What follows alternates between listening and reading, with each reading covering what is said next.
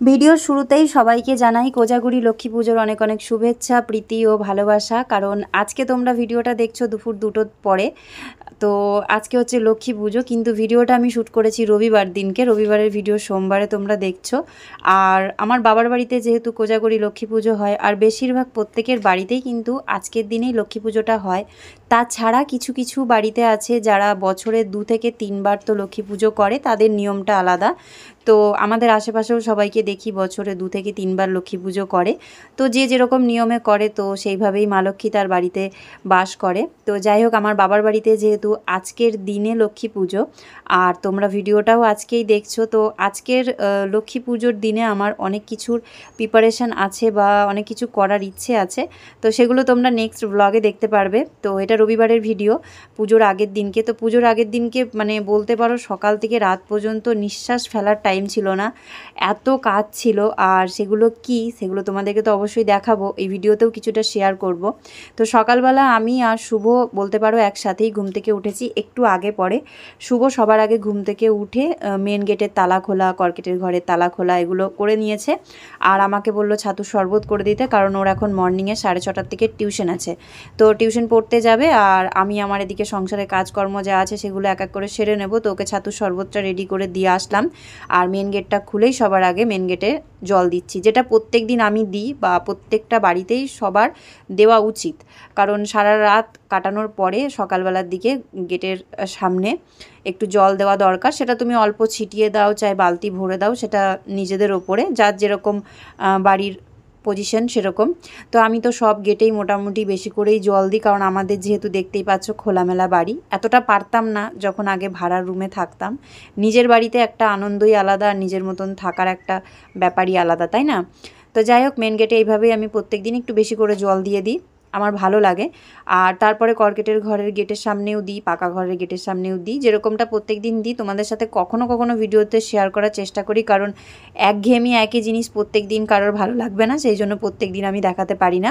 তবে আজকের ভিডিওটা একটু অন্যরকম, তোমাদের কিছু প্রশ্নের উত্তরও দেব, তার সাথে আমার মর্নিং থেকে নিয়ে একদম আফটারনুন মানে ওই দুপুর পর্যন্ত কি করছি না করছি। আর আজকে আমার কিছু প্রিপারেশান আছে কালকের লক্ষ্মী পুজোর জন্য, তো সেগুলো তোমাদের সাথে আজকের ভিডিওতে আমি শেয়ার করব। আর আগের দিন তোমাদেরকে আমি বলেছিলাম, যারা আমার ভিডিওটা দেখেছো, যে আজকের ভিডিওটা একটু অন্যরকম হবে, যার জন্য আগের দিনকে আমি রান্নাটাও সেরে রেখেছি।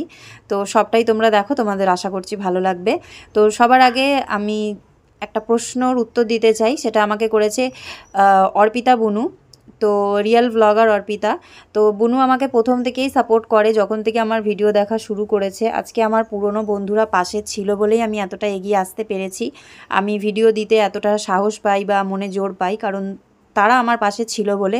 এখনও তারা আমার পাশে আছে, কিন্তু হয় না পরিস্থিতি কারণে অনেক সময় হয় যে আমরা কন্টিনিউ কারোর ভিডিও দেখতে পারি না। যেমন অর্পিতা বুনু আজকে 1.5 বছর, মানে যেহেতু বেবি হয়েছে, তারপরে একটা ছোট বাচ্চা থাকলে একটা মায়ের কত দায়িত্ব থাকে, তো সেই জিনিসগুলোকে পালন করে অবশ্যই ভিডিও দেখতে পারে না। আর যখন দেখে তখন আমাকে কমেন্ট তো করেই।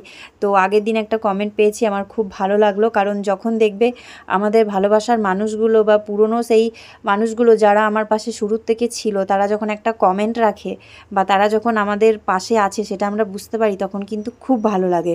তো অর্পিতা বুনুর কমেন্ট পড়ে আমার তো খুব ভালো লেগেছে। এই কমেন্টটা আমি একটু লেটে পড়েছিলাম, আমি বুঝতে পারিনি, কারণ অনেক কমেন্ট আসে তো। তো যাই হোক, বুনুর একটা প্রশ্ন আছে, যেই প্রশ্নটার আমি উত্তর অবশ্যই দেব। আর কমেন্ট বক্সে সবসময় সব প্রশ্নের উত্তর দেওয়া সম্ভব হয় না, তাই জন্য আমি ভাবলাম ভিডিওর মাধ্যমেই তোমার উত্তরটা দিই। তো যাই হোক, বুনু আমাকে জিজ্ঞাসা করেছিল যে আমরা 3 জন, মানে আমি, পুচকুসোনা, শুভ, আমরা 3 জন যে মানে সংসার খরচা আমাদের, তো সেটা কত হয়, মাসে কত খরচা হয়। তো দেখো, আমি এর আগে যখন হিসাব করেছি 1 মাস আগে পর্যন্ত আমাদের 15,000 টাকাতে কিন্তু সংসার ভালোভাবে চলে যাচ্ছিল, ঠিক আছে? তো প্রত্যেকটা মানুষেরই দেখবে ভালো মন্দ সব কিছু মিলিয়েই কিন্তু একটা সংসার চলে, যেরকম অসুখ বিসুখ আছে, খাওয়া দাওয়া আছে, পড়াশোনা আছে, সব কিছু মিলিয়ে। আর দিন দিন বাচ্চারা যেহেতু বড় হচ্ছে, ওদের স্কুলেরও একটা খরচা বছর বছর বেড়ে যাচ্ছে। তো সেই ক্ষেত্রে আমাদের 15,000 টাকাতে কিন্তু খুব ভালোভাবে সংসারটা আমরা চালিয়ে নিতে পারছিলাম। বাট আগের মাস থেকে বেশ অনেক বড় একটা প্রবলেমের কারণে আমাদেরকে আগের মাস থেকেই খরচা অনেকটা কমিয়ে দিতে হয়েছে। তো তার আগে তোমাদেরকে দেখিয়ে দিই, আমাদের গাছে কিন্তু একটা খুব সুন্দর দেখো একটা পদ্ম ফুল ফুটেছে। আর এই পদ্ম ফুলটা কিন্তু প্রথম ফুটেছে। আগের বার শীতের সময় যে আমি পদ্ম গাছটা লাগিয়েছিলাম, এই বছর দেখো শীত পড়তে না পড়তেই একটা পদ্ম ফুল কিন্তু দিয়েছে। তো খুব সুন্দর গোলাপি কালারের পদ্ম ফুলটা ফুটেছে, তোমাদেরকে না দেখিয়ে আর পারলাম না। আর তোমরা দেখতেই পেলে ময়ের উপরে উঠে একদম গাছের মাথায় পদ্ম ফুলটা ফুটেছিল, তো সেটাকে পেরে নিলাম। তো সুব্রত আমাকে বারবার বলছিল সাবধানে উঠো, পা স্লিপ করে আবার নিচে পড়ে না যাও। তো যাই হোক, ঠাকুরের আশীর্বাদে কোনো অসুবিধা হয়নি, আমি ফুলটা পারতে পেরেছি। আর একটাই ফুল ফুটেছে, আর কালকে যদি ফোটে তাহলে আরও ভালো হবে, যেহেতু কালকে লক্ষ্মী পুজো, দুর্গা ঠাকুর লক্ষ্মী ঠাকুরের কিন্তু খুব প্রিয় পদ্ম ফুল। তো কাল যদি ফোটে তাহলে খুবই ভালো, মানে আমার তো মন বলছে যেন কালকে একটা ফুটবে। তো দেখা যাক কি হয়। আজকে তো প্রথমবার ফুটেছে, তো পেরে নিয়েছি। আর প্রথম বাড়িতে যখনই মানে ফুল ফল যাই হয়, আমি কিন্তু গণপতি বাপ্পাকে দিই। তো ওই জন্য আমি পদ্ম ফুলটা আজকের যেটা আছে সেটা কিন্তু আমি গণপতি বাপ্পাকেই দেব। আর তারপরে যখন ফুটবে তখন আমি আরও ঠাকুরকে দিতে থাকবো। আর গাছে তো এইভাবে এখন পুরো শীতেই পদ্ম ফুল ফুটতে থাকবে। আর গাছের মধ্যে তোমরা দেখতে পেলে একটা শামুক ঝুলছে, কত বড় একটা শামুক ঝুলছে, মানে আমি দেখে অবাক ফুল তুলতে গিয়ে। আর শিউলি ফুল গাছেও কিন্তু বেশ ভালো ফুল দিচ্ছে। আর এইভাবে শিউলি ফুল গাছ কিন্তু ঝাঁকিয়ে ঝাঁকিয়ে ফুল তুলতে আমার বেশ ভালো লাগে। তো গাছটা আরও বড় হলে আরও ভালো লাগবে। এখন পাতলা পাতলা ডাল, তাই খুব বেশি জোরে ঝাঁকাতে পারছি না। তো তোমাদেরকে দেখাচ্ছি কতগুলো ফুল ফুটেছে আজকে। তো একটু বৃষ্টি হলেই কিন্তু গাছে অনেক সময় খুব বেশি ফুল ফোটে, আবার অনেক সময় বৃষ্টির কারণে কিন্তু কম ফুল ফোটে। তো এক ঝুড়ি ফুল তো হয়েই যায়, এখন গরমকালে না পেলেও শীতকালে কিন্তু অনেক ফুল পেয়ে যাই ঠাকুরকে পুজো করার জন্য। তো যাই হোক, এবার আমি তোমাদেরকে হিসাবটা দিই যে আমাদের মান্থলি কত টাকা খরচা টোটালে হয়, আর কোথা থেকে আমাদেরকে এখন সেভিং করতে হচ্ছে, মানে কম খরচা করতে হচ্ছে। তো প্রথমত ছেলেমেয়ের দুটো ছেলেমেয়েই আমার যেহেতু ইংলিশ মিডিয়ামে পড়ে, টিউশন ফিজ আর ওদের স্কুলের বাসের ফিজ, স্কুলে টোটালি আমাদের মাসে যায় 4,000 টাকা। আর তারপরে শুভ যেখানে টিউশন পড়তে যায় সেখানে শুভর টিউশনির ফিস যায় 2,000 টাকা। আর পুচকুসোনাকে আমি রিসেন্ট টিউশনটা ছাড়িয়ে দিয়েছি, কারণ ওরও টিউশনিতে 1,000-1,200 টাকা চলে যাচ্ছিলো। ওকে আমি বাড়িতে পড়ানোটাই ঠিক মনে করি, কারণ ও এখনও ছোটো আছে। আর তাছাড়া এই এক্সট্রা পয়সাগুলো দিয়ে বাইরে পড়ানোটা আমার মনে হয় না যে ফালতু খরচা করার কোনো দরকার আছে। যেহেতু আমাদের এখন পরিস্থিতি খুবই খারাপ, সেখানে আমি অনেক কিছুই মানে বলতে পারো যে লাইফ থেকে আস্তে আস্তে সরিয়ে দেওয়ার চেষ্টা করছি, আর চেষ্টা করছি যে আমরা এর মধ্যেই যেন চালাতে পারি। তো তোমরা একটু টোটাল করে নিও আমি যেই হিসাবগুলো তোমাদেরকে দিচ্ছি। তারপরে মুদিখানা দোকানে ধরো খাওয়া দাওয়া করতে গেলে টোটালি মানুষের 3,000-4,000 টাকা কোনো ব্যাপার না। তবুও আমি চেষ্টা করছি 3,000 টাকার ওপরে যেন খরচা না যায়, 3,000 টাকার মধ্যেই যেন থাকে। আর আমাদের খাওয়া দাওয়া তো তোমরা জানোই যে আমরা কীরকম খাওয়া দাওয়া করি, বেশিরভাগই তো আমাদের একদম সিম্পল খাওয়া দাওয়া হয়। আর তারপরে রয়েছে শুভকে যে বাড়িতে স্যার পড়াতে আসে, ওনার টিউশন ফিজ হচ্ছে 1,000 টাকা। এবার প্রত্যেক মাসে গ্যাসের সিলিন্ডার না নিতে হলেও 1 থেকে 1.5 মাস পর তো একটা সিলিন্ডারের প্রয়োজন পড়েই, যেহেতু আমরা গ্যাসের মধ্যেই সব কিছু করি, আমাদের আলাদা করে কোনো উনুন বা কাঠ কয়লার কোনো ব্যবস্থা নেই। আর তাছাড়া টুকটাক দেখবে মাঝে মাঝেই একটু শরীর টরিল খারাপ হওয়া, তারপরে ছেলেমেয়ের বাড়তি যে খরচাগুলো, স্কুলের কোনো প্রজেক্ট তৈরি করা, হ্যাড্ডা ব্যাড্ডা যেগুলো আছে, তাছাড়া যেহেতু সুজি আছে আমাদের কাছে, তো ওর জন্যও একটা এক্সট্রা খরচা আছে। সেই খরচাটাকে আমি ধরি না চট করে খুব একটা, ওটা ভাবি যে হয়ে যায়, ভগবান যখন ওকে পাঠিয়েছে আমাদের কাছে তখন ঠিকই ওর ব্যবস্থা হয়ে যাবে। তো সব কিছু হিসাব মিলিয়ে টোটালি বলতে গেলে 15,000 টাকা খরচা হতো আগে, বাট আগের মাস থেকে চেষ্টা করছি যতটা পারা যায়, যদি 1,000-2,000 টাকাও বাঁচাতে পারি তবুও সেটাও কিন্তু আমাদের কাছে এখন অনেক। তো অর্পিতা বুনু, তুমি একটু হিসাব করে মিলিয়ে নিও, তবুও আমি তোমাকে টোটাল খরচাটা বলেই দিয়েছি। তবে তোমার এখন বাচ্চা ছোট, আর যত ছোট ফ্যামিলি হবে, যত বুঝে সংসার চালাতে পারবে, যত খরচা বাঁচাতে পারবে ততই ভালো, কারণ একটু সেভিংস করার দরকার আছে প্রত্যেকটা মানুষেরই। আর তাছাড়া এসকে অলিভিয়া আমাকে প্রশ্ন করেছিলে যে দিদিভাই কি সমস্যার মধ্যে আছো, আমাদের সাথে শেয়ার করো। আমাদের সাথে তুমি শেয়ার করতেই পারো। তো দেখো, আমি চাই তোমাদের সাথে সব কিছু শেয়ার করতে, কিন্তু একটা সঠিক সময় বা কোনো পরিস্থিতি সেরকম না আসলে আমার মনে হয় না সোশ্যাল মিডিয়াতে সব কিছু বলার প্রয়োজন আছে। কিন্তু আমি যেহেতু ডেলি ব্লগ করি, তোমরা আমাদের খাওয়া দাওয়া, তারপরে পরন ধরন, চাল চলন সব কিছু যখন দেখবে, তোমরাই হয়তো একটা নেগেটিভ কমেন্ট করবে যেটা দেখে আমার ভালো লাগবে না, বা তোমরা হয়তো সেই পরিস্থিতিটা জানবে না, তাই হয়তো একটা নেগেটিভ কমেন্ট করে ফেলবে। তো ওই জন্য আমি আগের থেকেই তোমাদেরকে বলেছি যে এখন আমাদের পরিস্থিতি ভালো না, আমি যেরকম পারবো তোমাদের সাথে সেরকমটাই শেয়ার করব, তোমরা প্লিজ সেই রকমই দেখো। কেউ আমাকে কখনো নেগেটিভ কমেন্ট কিছু করো না, বিশেষ করে আমাদের খাওয়া দাওয়া আর আমাদের এই পরন ধরন নিয়ে। তো যাই হোক, আমি তোমার প্রশ্নের উত্তরটাও দেব। তো তোমরা যারা আমার ভিডিও দেখছো, প্রায় 1 বছর আগে যখন আমরা গৃহপ্রবেশ করেছিলাম তখন তোমরা দেখেছিলে যে গৃহপ্রবেশের টাইমে আমার হাজব্যান্ডের সাথে একটু সমস্যা হয়েছিল। তোমাদেরকে আমি এটাও বলেছিলাম যে আমি সংসারের যে যাবতীয় খরচাগুলো একা দায়িত্ব নিয়ে করি, তো সেইগুলো থেকে আমি এবার মানে সরে যেতে চাই। এবার আমিও দেখতে চাই যে সে কিভাবে সংসার চালায়, কারণ শুধু রোজগার করলেই হয় না, সংসারটাকে চালানোটাও কিন্তু একটা বড় দায়িত্ব। আমি হয়তো একটা টাকাও রোজগার করি না, কিন্তু এক একটা টাকার কষ্ট আর এক একটা টাকার মর্মটা খুব ভালো করে বুঝি, যেহেতু আমি নিজে হাতে খরচা করি। আর প্রথম থেকে তোমরা যারা আমার ভিডিও দেখছো তারা জানো যে আজকে বাড়িতে প্রত্যেকটা জিনিস কিভাবে কষ্ট করে একটু একটু করে করেছি। দুটো ছেলে মেয়েকে ছোট থেকে নিয়ে আজকে এই 4টে বছরের উপরে হয়ে গেল আমি কিভাবে বাড়িতে রয়েছি, খাওয়া দাওয়া কেমন করি, কিভাবে থাকি, কতটা কি জিনিসপত্র কেনাকাটি করি, ছেলে মেয়েকে কীভাবে মানুষ করছি, তোমরা A to Z সব জানো। যারা আমার পুরনো ভিডিও দেখে এসেছো প্রথম থেকে, বা যারা এখনও দেখছো রিসেন্ট, তারাও এমন কিছু নয় যে জানো না, তা নয়। তো সব কিছু ম্যানেজ করেছি আমি 1 বছর আগে পর্যন্ত। কিন্তু একটা জিনিস জানবে, যখন সংসারের হাল একটা মানুষ ধরে আর সে কন্টিনিউ সংসারটাকে চালায়, ভালো মন্দ সে যতটা বোঝে সেটা অন্য কেউ বুঝবে না। তো আমি সবথেকে বড় একটা ভুল করেছি 1 বছর আগে, সেটা হচ্ছে যে আমি যে সংসারটা চালিয়েছিলাম কম পয়সাতে, বা বুঝে সুঝে সংসার চালাতাম, ম্যানেজ করতাম, সব কিছু তার মধ্যে হয়েও যেত ঠাকুরের আশীর্বাদে। কিন্তু 1 বছর আগে যে দায়িত্বটা ছেড়ে দিয়েছি হাজব্যান্ডের ওপরে, তো এই একটা বছরে মানে এমন একটা পাকের মধ্যে আমরা পড়ে গেছি যে সেখান থেকে কবে বেরোবো, কিভাবে বেরোবো, আর বেরোতে আমাদের যে কতটা কষ্ট হবে সেটা সত্যি কথা বলতে আমরা কেউ জানি না। তো আমি একটুখানি মানে টেনশন নিলে সেটা আমার উপরে হয়তো চাপ হয়ে যাবে, কিন্তু এখন তো আমার বাড়ির বাচ্চারাও টেনশন নেওয়া শুরু করে দিয়েছে, কারণ ওদের পড়াশোনার ওপরেও এই জিনিসটার প্রভাব পড়ছে। তো ডিটেলসে তোমাদেরকে আমি হয়তো অন্য সময় কখনো বলবো।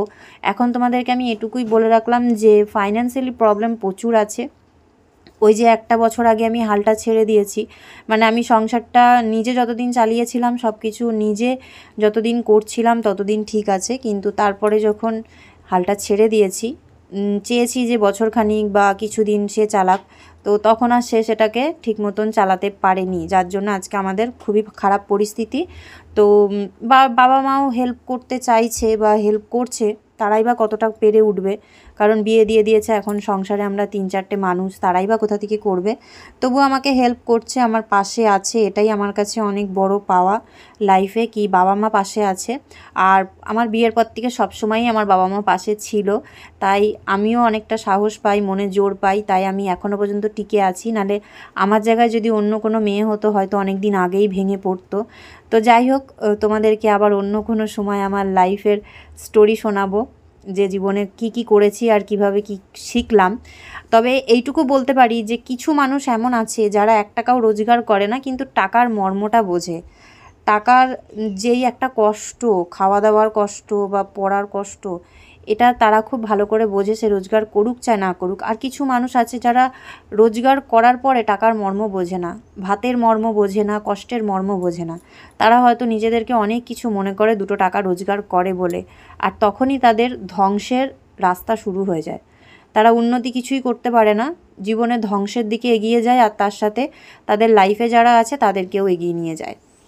তো এটাই হচ্ছে রিজন। তো তোমাদের দুজনের প্রশ্নের আমি আজকে উত্তর দিলাম, কতটা বোঝাতে পারলাম, কতটা বলতে পারলাম জানি না, তবে অনেক কিছু মনের মধ্যে চেপে রাখতে হয় বা রেখেছি, অনেক কষ্টও হয়, কিছু বলতে পারি না কাউকে, কারণ বলার মতন সেরকম কেউ নেই। কারণ ভালো সময় সবাই পাশে থাকে, খারাপ সময় কিন্তু কেউ চট করে পাশে থাকে না। আর জীবনে প্রচুর ঠকেছি মানুষকে বিশ্বাস করে, কারণ বিশ্বাসের ফল মানুষের হচ্ছে যে তাকে ঠকতেই হবে। তো আমিও জীবনে অনেক ঠকেছি, তবে আর নয়, এখন মানুষ চিনতে শিখে গেছি। আর সত্যি কথা বলতে কারোর উপরে বিশ্বাসটা আর আসে না। একমাত্র ছেলে মেয়ে ছাড়া এখনকার টাইমে আর কারোর উপরে কোনো রকমের বিশ্বাস হয় না, কারণ সবাই স্বার্থের জন্যই একজন আরেকজনকে কাছে চায় বা তাকে বলতে চায় যে আমি মানে তোমার পাশে আছি, কিন্তু পরবর্তীতে তারা কিন্তু আর পাশে থাকে না। স্বার্থ ছাড়া এই পৃথিবীতে কেউ কাউকেই চেনে না, এটাই হচ্ছে আসল রিজন। যে বুঝে নেবে সে হয়তো জীবনে ভালো থাকবে, আর যে বুঝতে পারবে না, যত দেরি করবে তার জীবনে হয়তো দিনের পর দিন কষ্টটাই বাড়বে। তো সেরকমই আমিও একটা মানুষকে বিশ্বাস করে ভুল করেছিলাম। তো এখন বর্তমান সময়ে আর কাউকে বিশ্বাস করি না। ইউটিউব নিয়ে আছি, ছেলে মেয়েকে নিয়ে আছি, আর চাই যে তোমরা আমার একটু পাশে থেকেও হেল্প করো, সেটাই আমার জন্য অনেক। এর থেকে বেশি আর আমি কিছু চাই না। তোমাদেরকে প্রত্যেকটা ভিডিওতেই বলি যে তোমরা শুধু আমার একটু ভিডিওটা দেখো, তাহলেই অনেক। কারণ আমি এখন কোনো কাজ করি না, বাড়িতে বসে যেটুকু ইউটিউবে ভিডিও করছি ওইটুকুই। তাছাড়া তো এখনও পর্যন্ত রোজগারের কোনো পথ এখনও খুঁজে পাচ্ছি না যে বাড়িতে বসে কি করব। তোমরা অনেকে অনেক রকমই আইডিয়া দিয়েছিলে, কিন্তু সেগুলোর জন্য সব জায়গাতেই এখন পয়সা লাগবে, যেটা বার করা খুবই কষ্ট। টাকা ছাড়া কিছুই হবে না, সেটা ব্যবসা হোক বা ছোটোখাটো কাজ হোক বা কোনো কিছু শেখার ব্যাপার হোক, সব জায়গাতে টাকা ছাড়া কিচ্ছু হয় না। আর সেটা এখন বার করা তো সম্ভব নয়, আর টাকা ছাড়া কি কাজ করব, সেটা নিয়েও এখন অনেকটা চিন্তায় আছি। তো যাই হোক, যাই হবে পরবর্তীতে তোমরা সেগুলো জানতেই পারবে। তোমাদের সাথে তো অবশ্যই শেয়ার করব, যেহেতু আমি ভিডিও প্রত্যেক দিন দিচ্ছি। তো আমার দেখো, তোমাদের সাথে গল্প করতে করতে সকালের কাজকর্ম কিন্তু সব হয়ে গেছে। আমি জামা কাপড় চেঞ্জ করে কুলেখাড়া পাতার রস তৈরি করে তারপরে এখন ঘরটাকে ভালো করে পরিষ্কার করে নিচ্ছি। তো আজকে সকালবেলাতেই আমি নাইটিটা চেঞ্জ করে নিলাম, কারণ আমাকে আবার মুদিখানা দোকানে যেতে হবে চালের বস্তা আনতে। আর আজকে কর্কেটের ঘরটা আর পাকা ঘরটা একটু পরিষ্কার করব। তার কারণটা তোমরা জানোই, শুরুতে ওই যে বললাম যে কালকে হচ্ছে লক্ষ্মী পুজো। তো লক্ষ্মী পুজোতে আমার একটু নিজের ইচ্ছা মতন করে আমি বাড়িতে একটু অন্যরকম নতুনত্ব কিছু করতে চাইছি। আর মা লক্ষ্মী যখন বাড়িতে আসবে তখন চারদিক তো পরিষ্কার রাখতেই হবে, তাই না? কোনা কোনা একদম পরিষ্কার করে রাখতে হবে, পরিষ্কার পরিচ্ছন্ন করে, যেহেতু মা লক্ষ্মী ঘরের কোনায় কোনায় বাস করে। আর 2-3 দিন আগের থেকেই আমি দেখছি যে আমাদের বাড়িতে যে ইঁদুরগুলো আছে, মানে কর্কেটের ঘরে যে ইঁদুরগুলো আছে, ওরা থাকছেটা কোথায়? মানে এত যে অত্যাচার শুরু করেছে, জামাকাপড় কেটে দিচ্ছে, তো ওরা বাসাটা কোথায় বেঁধেছে? তো সেই জন্য ভাবলাম পর্দাগুলো আগে খুলি, কারণ পুজোর সময় পর্দাগুলো লাগিয়েছি, তারপরে আর পর্দাগুলো খোলা হয়নি। কিন্তু দেখতে ভালো লাগে, বাসের স্ট্রাকচারের মধ্যে যত তাড়াতাড়ি নোংরা পড়ে, তাতে পর্দা লাগালে কিন্তু নোংরাটা কম পড়ে। তো দেখলাম যে এই যে মোটা পাইপটা আছে, আমাদের যখন প্রথম বাড়িতে কাজ হয়েছিল, টয়লেট বাথরুমের জন্য পাইপ লাগিয়েছিল, তো তখন যে মোটা পাইপটা একটু বেঁচেছিল, তো সেই পাইপটার মধ্যেই না অনেক কিছু নিয়ে ইঁদুরে জমা করেছে। যেরকম ধরো নারকেলের ছোবড়া, তারপরে ছোট ছোট কাপড়ের টুকরো, তো এগুলো জড়ো করেছে। তো ওটাকেই আমি একটু নাড়িয়ে চাড়িয়ে দেখতে পেলাম যে একটা ইঁদুর ছিল, সে তো চলে গেল, কিন্তু বাচ্চাগুলো রয়ে গেছে। তো ভাবছি বাচ্চাগুলোকে বার করি আস্তে আস্তে, পাইপটাকে সরিয়ে দিয়ে। আর বাচ্চাগুলোকে একটা জায়গায় রাখবো, যাতে ওদেরকে আবার ইঁদুরটা নিয়ে যেতে পারে। কারণ যতই হোক মা তো, সে আমরা মানুষের বাচ্চা হোক চাই এইসব পশু পাখির বাচ্চা, ওদেরও তো একটা কষ্ট আছে, তাই না? তো বাচ্চাগুলো বেশ ভালো বড় হয়েছে, ওদেরকে দেখে আমার খুব ভালোই লাগছিল। কারণ যেহেতু গণপতির বাহন, তো গণপতি বাপ্পার বাহন বলে কথা। আর আমি কোনো কিছুকে না চট করে মারতে চাই না, কারণ মারাটা আমাদের উচিত না, ওদেরও প্রাণ আছে। তো এখন আমি টেনশনে পড়ে গেছি যে কী করে সরাবো আর কী করে বার করব। একটা বাচ্চাও যদি কোনো রকম বাই চান্স নিচে পড়ে যায়, তাহলে সঙ্গে সঙ্গে মরে যাবে। খুবই সূক্ষ্ম ওরা, এখন খুবই ছোট। তো চলো আগে বের করে নিই, তারপরে তোমাদেরকে দেখাই। হ্যাঁ, দেখতে কিন্তু বেশ ভালো লাগছে। যতই হোক আমার অনেক জামাকাপড় কেটে দিয়েছে, জামাকাপড় নষ্ট করছে, একটু মানে রাগও হয়, কিন্তু তার থেকে বেশি ওদেরকে দেখে আমার খুব ভালোও লাগছিল। তো এর মধ্যে ইঁদুরের বাচ্চাগুলো আছে, তোমাদেরকে দেখাই। ওদেরকে আবার ঘরেই রেখে দেবো, যাতে ইঁদুরটা এসে নিয়ে যেতে পারে। অবশ্যই ওর মায়ের এখন কষ্ট হবে, যেহেতু দেখে ফেলেছে যে আমি বাসাটা ভেঙে দিয়েছি। যাই হোক, বাচ্চাগুলো বড় হয়ে গেছে, এটাই ভালো যে ওরা মরে যাবে না, ওরা বেঁচে থাকবে। ও অন্য কোথাও নিয়ে গিয়ে আবার রাখবে। একদম ছোট ছোট বাচ্চা হলে, ডিম হলে, তখন ওটার কিছু করার নেই। তো ইঁদুরটা তো এখন ঘরের ভিতরেই আছে। এই দেখো কটা বাচ্চা দিয়েছে, দেখেছো? 1, 2, 3, 4টে বাচ্চা দিয়েছে। আর বাচ্চাগুলো কি সুন্দর লাগছে। আমি এমন নয় যে ইঁদুর মেরে ফেলতে চাই বা ইঁদুর আমার পছন্দ না, অবশ্যই পছন্দ, কারণ এটা হচ্ছে গণপতির বাহন। বাবা, এটা অপছন্দের হতেই পারে না। এটা আমাদের গণপতি বাপ্পার বাহন। দেখো, গণপতি বাপ্পার যেই ধাগাটা আমাদেরকে দিতে হয় গণেশ পুজোতে, সেটাকে পর্যন্ত নিয়ে গেছে, নিয়ে গিয়ে বাচ্চাদের কাছে রেখে দিয়েছে। তো যাই হোক, দেখো এবার পুচকু সোনাকে ডাকবো, ডেকে দেখাবো। কি কিউট না ছোট্ট ছোট্ট বাচ্চাগুলো। চোখ ফোটেনি মনে হয় এখনও ওদের, নাকি ফুটেছে বুঝতে পারছি না। চোখ ফোটেনি, ওর মা দেখলে নিয়ে চলে যাবে, রাখবে না। পুচকু সোনাকে ডাকি, দি দেখাই, ও দেখে খুব খুশি হবে আর অবাকও হয়ে যাবে, এরকম বাচ্চা দেখেনি আগে। শুভর জন্য ভিডিও করে রাখছি, শুভ এসে দেখবে। কিউট কিউট বাচ্চা, খুব সুন্দর লাগছে চারটে একসাথে। তো এখানে বারান্দাটায় রাখলাম, ওপরটায় কিছু ঢেকে দিই, তারপর পুচকু সোনাকে ডেকে নিয়ে আসি। তো এই প্লাইটা দিয়ে ঢেকে দিলাম। তো পুচকু সোনাকে ডেকে নিয়ে আসলাম। আয়, এটা তোল, বোর্ডটা তোল।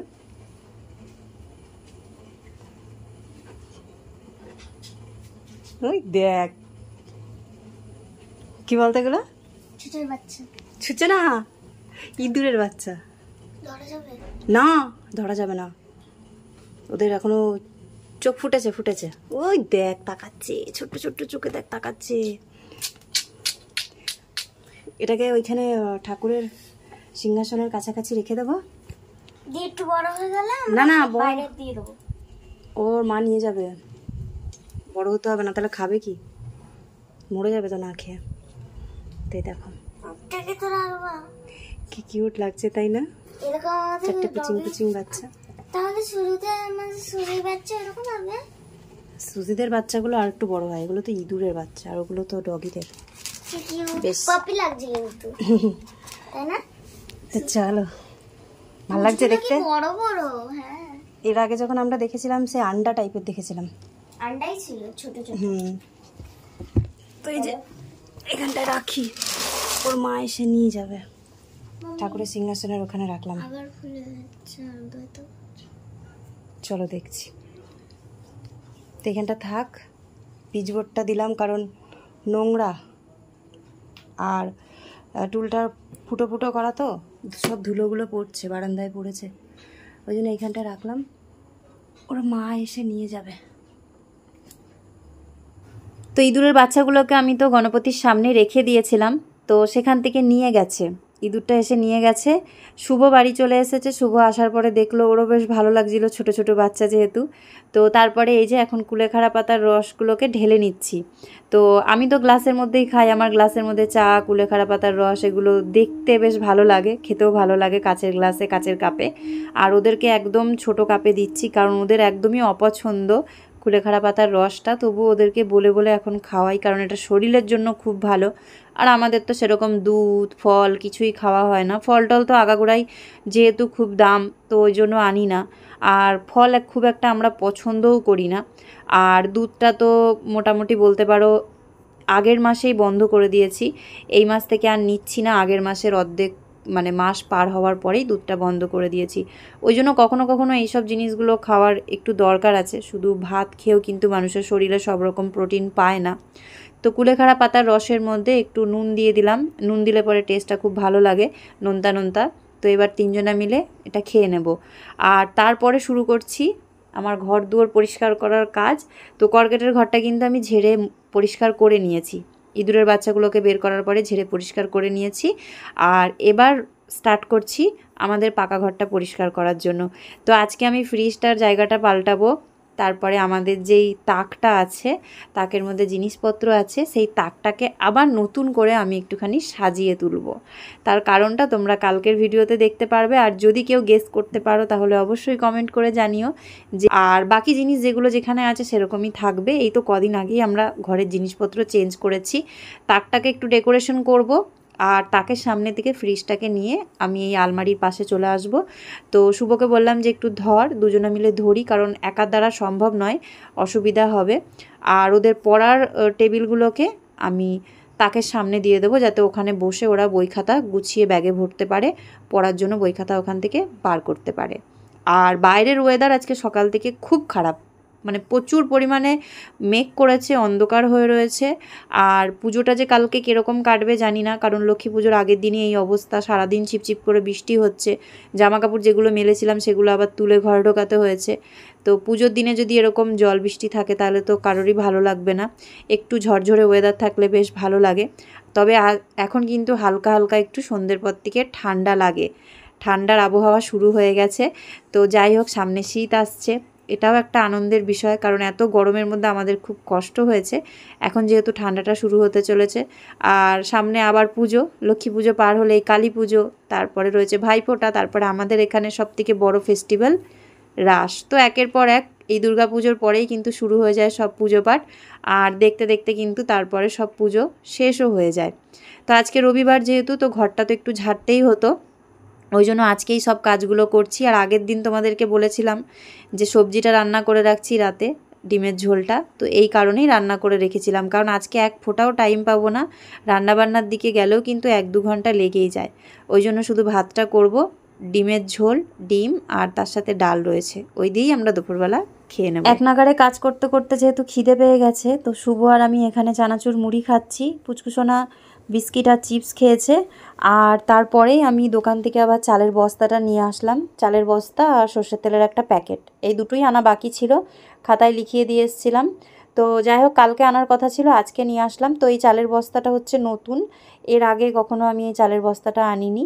তো দেখি কেমন হয় খেতে ভাতটা, কারণ আগের চালের বস্তার তুলনায় 60 টাকা এই বস্তাটাতে কম। তো দেখো, আমরা সেরকম কোনো কিছু তো ভালো মন্দ যে সবসময় খাই বা প্রত্যেক দিন খাই তা তো নয়। তো যদি আমরা একটুখানি ভাতটা ভালো না খাই তাহলে কি আর চলে? ডাল ভাতের সাথেও দেখবে একটু ভাতটা ভালো হওয়া দরকার। তো ওই জন্য আমি মনে করি যে চালটা একটু ভালো আসলে পরে তারপরে শুধু আলু সেদ্ধ ঘি বা আলু সেদ্ধ ডাল দিয়েও কিন্তু ভাত পেট ভরে খাওয়া যায়, তৃপ্তি করে খাওয়া যায়। তো সেই কারণেই চালটা একটু ভালো নিয়ে আসি। তো এইবার একটু চালটা যাতে ভালো আসে আর কম খরচার মধ্যে হয়, তো সেই জন্য এটা নিয়েছি। এটা ভালো হলে এর পরের থেকে এটাই নেব। আর এই ভাতটা আগের চালের তুলনায় ভালো কি না সেটা খাওয়ার পরেই বুঝতে পারবো। তো চালের বস্তাটা খুলে আমি বালতির মধ্যে যতটা ধরলো ভরে দিলাম, বাকিটা বস্তায় থাকবে। বস্তার চালটা আগে খাওয়া হবে, তারপরে বালতির চালটায় পরে হাত দেবো।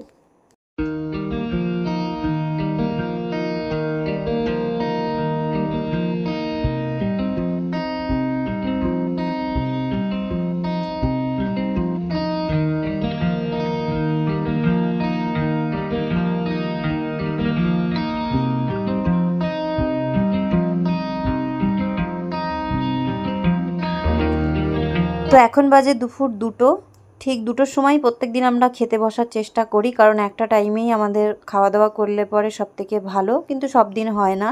তো যাই হোক, আজকেও 2টোর সময় খেতে বসেছি। তো সবার আগে সুজির জন্য ভাত মাখছি।